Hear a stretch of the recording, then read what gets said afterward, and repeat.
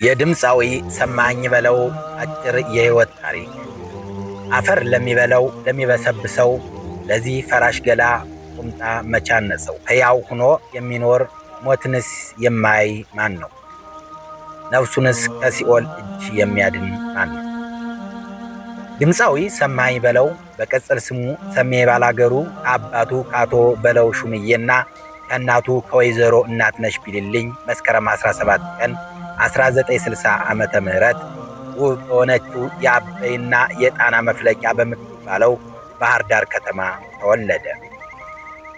ያደገውም በዚሁ ከተማ ቀበሌ 03 በተለምዶ አባ ፋሲሎ ትምህርት ቤት አካባቢ ነው። ከልጅነቱ ጀምሮ ለድምፅና ለሙዚቃ ልዩ ፍቅርና ተፈጥሯዊ ተሰጥኦ የነበረው ሲሆን በሰፈሩና በጓደኞቹ ዘንድ በማራኪ ድምፁና በደግነቱ እጅግ ይታወቅ ነበር። ገና በ14 ዓመቱ ታዳጊነቱ በባህር ዳር ሕፃናት ኪነት ቡድን ውስጥ በመሳተፍ የረጅም ዘመን የጥበብ ጅማሮን መሰረት ጥሏል። ሰሜ ድምፃዊ ብቻ ሳይሆን የግጥም የዜማና የቲያትር ደራሲም የነበረ ሲሆን ቀልዶችንም በተፈጥሯዊ ዘቤ በማቅረብ ለኢትዮጵያ ኪነ ጥበብ ደምቆ የሰራ ባለሙያ ነው። የመጀመሪያና ሁለተኛ ደረጃ ትምህርቱን በትውልድ ከተማው በባህር ዳር ያጠናቀቀ ሲሆን በትምህርት ቤት ቆይታም በትምህርቱ ጎን ለጎን በኪነ ጥበባት ውስጥ ንቁ ተሳታፊ ነበር። አንደኛ ደረጃ በሰርጸ ድንግል አንደኛ ደረጃ ትምህርት ቤት፣ መለስተኛ ሁለተኛ ደረጃ በአባ ፋሲሎ መለስተኛ ሁለተኛ ደረጃ ትምህርት ቤት፣ ከፍተኛ ሁለተኛ ደረጃ በጣና ሐይቅ አጠቃላይ ሁለተኛ ደረጃ ትምህርት ቤት ተምህሯል። የሰማኸኝ የኪነ ጥበብ ጅማሮ ከቀበሌና ከከፍተኛ ተነስቶ በወቅቱ የነበረውን የአብዮታዊ ኢትዮጵያ ወጣቶች ማህበር ክፍለ ሀገሩን እስከ መወከል የደረሰ ነበር። ለሙያው ያለው ልዩ ፍቅርና ታታሪነት በብዙዎች ዘንድ ግንዛቤ በማግኘቱ ኅዳር 11 ቀን 1978 ዓ.ም በወጣትነት ዕድሜው የጎጃም ዝነኛ የኪነት ቡድን ግሽ አባይ አባል ለመሆን በቃ። በግሽ አባይ ውስጥ በርካታ ምርጥ ባህላዊ ስራዎችን ያቀረበ ሲሆን በተለይ ከታዋቂዎቹ ድምፃውያን ከነ ይሁኔ በላይና ከሀብቱ ንጋቱ አንሙቴ ጋር በመሆን ያቀረበውና ለአራት አስርተ ዓመታት ያህል በሕዝብ ልቦና ውስጥ ታትሞ የኖረው አንቱ የዋ የተሰኘው አስደናቂ ሙዚቃዊ ድራማ በታሪኩ ትልቅ ቦታ አለው። የሽግግር ወቅት የአዲስ አበባ ሕይወት ጅማሮ በ1982 ዓመተ ምህረት የከተማዋና የአካባቢው የኪነ ጥበብ ስራዎች መቀዛቀዛቸውን ተከትሎ ሰማኸኝ ወደ አዲስ አበባ በመምጣት ከታዋቂው ታንጎ ሙዚቃ ቤት ጋር በመሆን የመጀመሪያውን የሙዚቃ አልበሙን አሳተመ። በመቀጠልም ከኤሌክትራና ከተለያዩ በዘመኑ አሉ ከተባሉ አሳታሚዎች ጋር ሰርቷል። ይህንንም ተከትሎ ኑሮውን በአዲስ አበባ አደረገ። ከዚህም በመቀጠል ያዥኝ አላበድሁም የሚለውንና ሌሎችንም በሕዝብ ዘንድ እጅግ ተወዳጅ የሆኑ ስራዎችን በተከታታይ ከሙያ አጋሮቹ ጋር በመሆን ለሕዝብ አቅርቧል። ይህንንም ለሙያው ከፍተኛ ዝናን አጎናጽፎታል። ከ1983 ዓመተ ምህረት ጀምሮ በሶስና የምሽት ክበብ ከ1988 እስከ 1989 ዓመተ ምህረት በአይቤክስና በሸዋ ጌጥ የምሽት ክበባት ውስጥ በድምፃዊነት ካገለገለ በኋላ በ1990 ዓመተ ምህረት በካሳንቺዝ የራሱ የሆነውን የባህልና ዘመናዊ ምሽት ቤት በመክፈት በወቅቱ ደክሞ የነበረውን የጥበብ ሥራ እንደገና እንዲጎመራና እንዲያንሰራራ ለማድረግ በግሉ ለኢትዮጵያ ኪነ ጥበብ እድገት ከፍተኛ አስተዋጽኦ አበርክቷል። በቲያትር ዘርፍ የነበረው ተሳትፎ ሰሜ ከሙዚቃውን ባሻገር በቲያትር ዘርፉ ባለ ሙሉ ተሰጥኦ የነበረ ሲሆን በብሔራዊ ቲያትር መድረክ ላይም ከፍተኛ ሕዝባዊ ተቀባይነት ያገኘውን የባላገር ፍቅር የተሰኘውን ተውኔት ጨምሮ በተለያዩ ልዩ ልዩ ሙዚቃዊና ተውኔት ስራዎች ላይ በቅንነትና በብቃት ተሳትፏል። የሙዚቃ ስልቱ ሰማኸኝ በተለይ የጎጃም ባህላዊ ዜማዎች ባቲ፣ አምባሰል፣ ትዝታ እና አንቺ ሆዬን በመጨመር ከዘመናዊ የሙዚቃ ስልቶች ሞደርን ቢትስ ጋር አቀናጅቶ በማቅረብ አዲስ መንገድ የቀደደ ድምፃዊ ነው። ሰሜ ባላገሩ በረጅም ዓመታት የጥበብ ስራዎቹ የሀገር ባህል የሙዚቃ ዘርፉን ወጉንና ስርዓቱን ጠብቆ በከፍተኛ ደረጃ ያስተዋወቀ የጥበብ ባለውለታ ነው። ባላገር የሚለው ቃል በከተሜው ማህበረሰብ ዘንድ እንደ አልሰለጠነ ኋላቀርነት መገለጫ በሆነበት ዘመን ይህንን ተገቢ ያልሆነ ትችትና ልማድ ለመቀየር በቁጭት በመነሳት በኪነ ጥበባዊ ዘይቤ ባላገር ነኝ በማለት በድፍረት ሰብሮታል። በሄደበትና ሙያውን ባስተዋወቀባቸው ዓላማትና መድረኮች ሁሉ እንደ አርሶ አደር በመልበስና የመገልገያ ዕቃዎችን በማስተዋወቅ ራሱ አርሶ አደሩን በመሆን ጭምር ለባላገሩ ያለውን ፍቅር በክብር አሳይቷል። የአርሶ አደሩን ውብ እሴት፣ ባህልና ወግ በአድናቆት የዘከረበት ይህ ስራው የእውቅና ሁለተኛውና የአንቱየዋ ሊስተካከል የሚችል መጠሪያው ሆኗል። ከዚህ በኋላም ሰማኝ በለው መባሉ ቀርቶ ሰሜ ባላገሩ እየተባለ መጠራት ጀምሯል። ለትውልድ ከተማው ያለውን ጥልቅ ፍቅርና ናፍቆት የገለጸበት ተወዳጅ ስራው ነው። በዚህ ስራው ውቧ ባህር ዳር ከልጅነት መንደሩ እስከ አጠቃላይ ገጽታዋ የገለጠበት ፍቅሩን፣ ጨዋታን፣ የመንደሩን አኗኗር ዘይቤ፣ ቅይጥ ውበትና በዚሁ ውስጥ የትውልድ ከተማውን ለሁሉ አብሮ አደጎች በትዝታ አስቃኝቷል። ደቦት እንስራ የልጅነት ትዝታንና የገጠሩን ባህል በተለይ መስከረም ተከትሎ ያሉትን ሃይማኖታዊ በዓላት ከዘመን መለወጫ እስከ መስቀል ያለውን በጣም አስደሳችና ውብ በዓልን በትዝታ ላለፍንበት የሚታወስ፣ ለማያውቁት ደግሞ መስከረም በመጣ ቁጥር ያለውን ውብ የጸደይ ወቅት ያሳየበት፣ መስከረምን በልዩ እንድንናፍቀው የሚያደርግ ውብ የኪነ ጥበብ ስራው በጥንተ ባህላዊ ትውፊት የተቃኘውን በፈጣን ውዝዋዜ የታጀበና በአይነቱ ውብ የሆነ ወደ ህዝብ ያልወጣውን ባህል ደምቆ እንዲወጣ ያደረገበት ድንቅ አዘፋፈን ስልት ነው። ሌሎች ተወዳጅ የባህልና ትዝታ ስራዎች፣ ተወዳጅ ዜማዎች አረ ምኑን ሰጠሽ፣ እንቆቅልሽ፣ አውደ ዓመት፣ ማነሽ፣ አለሽ ነገር፣ የኔ ዓለም፣ ዝናቡ፣ ዓለም እንደምነሽ ተጠቃሽ ናቸው። ሰሜ ባላገሩ እነዚህንና ሌሎችን ተወዳጅ ስራዎቹን በተለያየ ጊዜያት በአሜሪካ፣ በአውሮፓ፣ በእስራኤልና በአረብ ሀገራት ለሚኖሩ የኢትዮጵያ ዲያስፖራዎች ባቀረባቸው ኮንሰርቶች አገራዊ ናፍቆትን በመወጣት ረገድ ትልቅ ሚና ተጫውቷል። አገራቸውን እንዳይረሱና በባህላቸው እንዲኮሩ የበኩሉን ከፍተኛ ሚና ተጫውቷል። ደማቅ ፈገግታው መድረክ ላይ ሲወጣ መቼም ቢሆን ከፊቱ የማይጠፋውና ተመልካች ማራኪ በሆነ ኃይል የሚስበው ደማቅ ፈገግታው ልዩ መለያው ነው። ያለ ድምፅ ማጉያ የመጫወቻ ብቃት፣ የድምፅ ጉልበትና ጥራት እጅግ አስደናቂ ከመሆኑ የተነሳ ያለምንም የድምፅ ማጉያ ማይክ መድረክን የመሙላትና አድማጭን የመማረክ ልዩ ተሰጥቶ ነበር።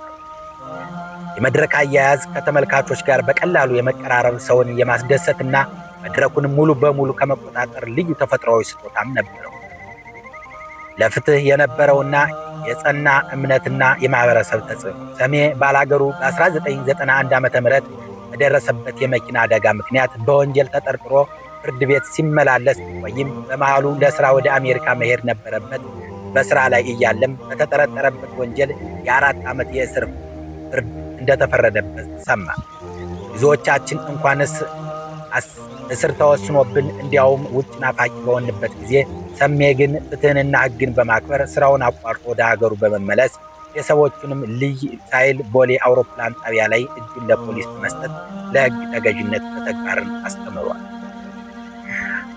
ሰሜ ድልድይ ከዚሁ የመኪና አደጋ ጋር ተያይዞ አደጋው የተከሰተበት ድልድይ እሱን ለመዘከር ሰሜ ድልድይ እየተባለ ቋሚ መጠሪያ ተሰጥቷል።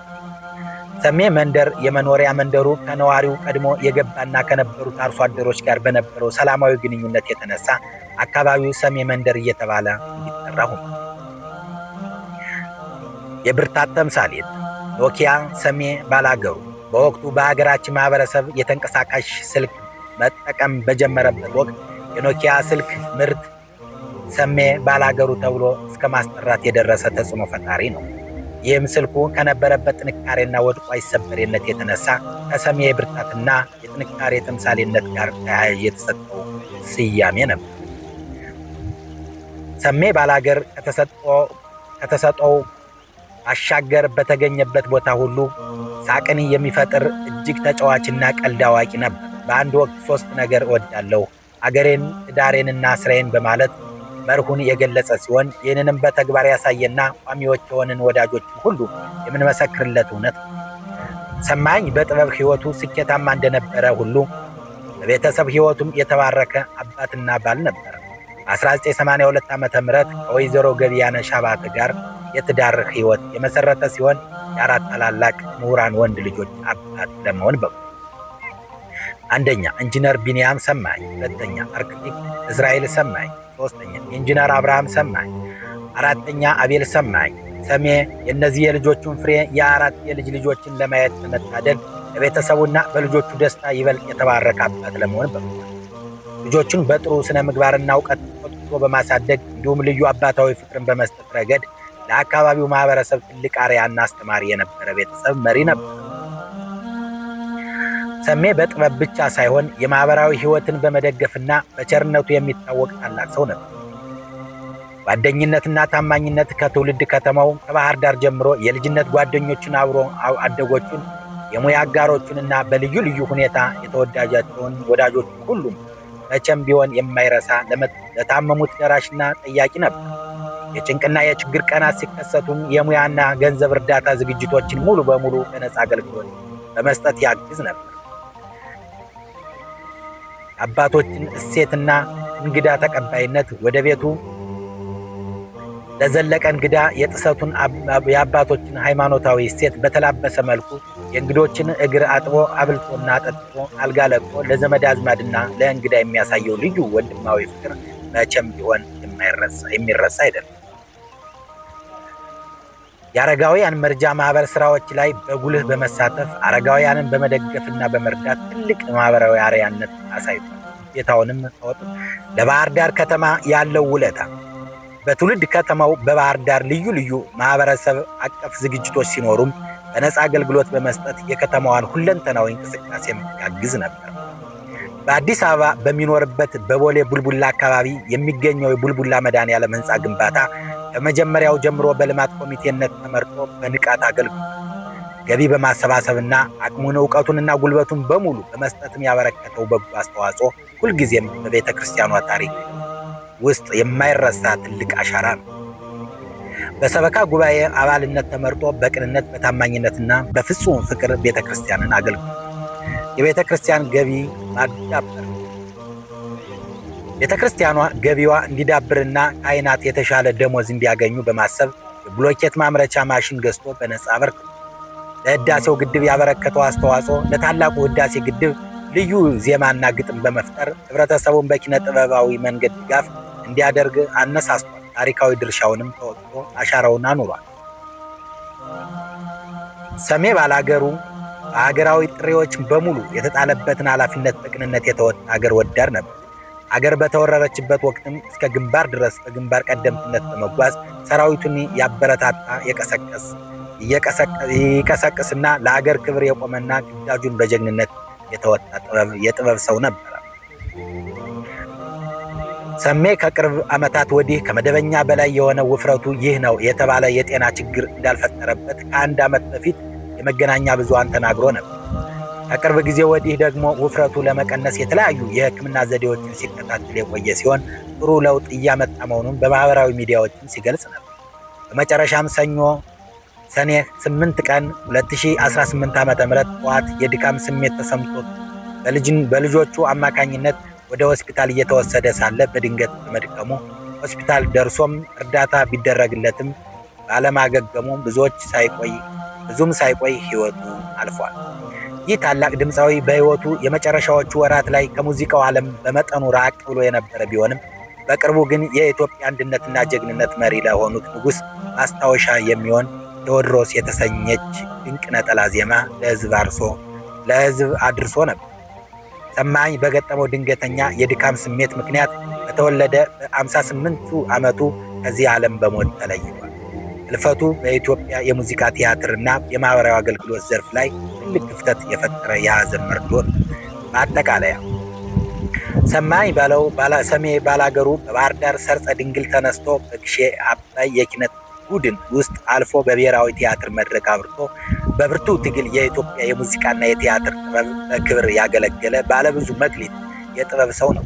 በቅንነቱ፣ በእንግዳነት ተቀባይነቱ፣ በሀገር ፍቅሩ፣ በማህበራዊ የህይወት ተሳትፎና በበጎ አድራጎት የብዙዎችን ህይወት የባረከው ሰሜ ስሙ፣ ታሪኩና የማይረሱት የጥበብ ስራዎቹ በትውልድ ቅብብሎች ውስጥ ሁልጊዜም በክብርና በናፍቆት ሲታወሱ ይኖራሉ።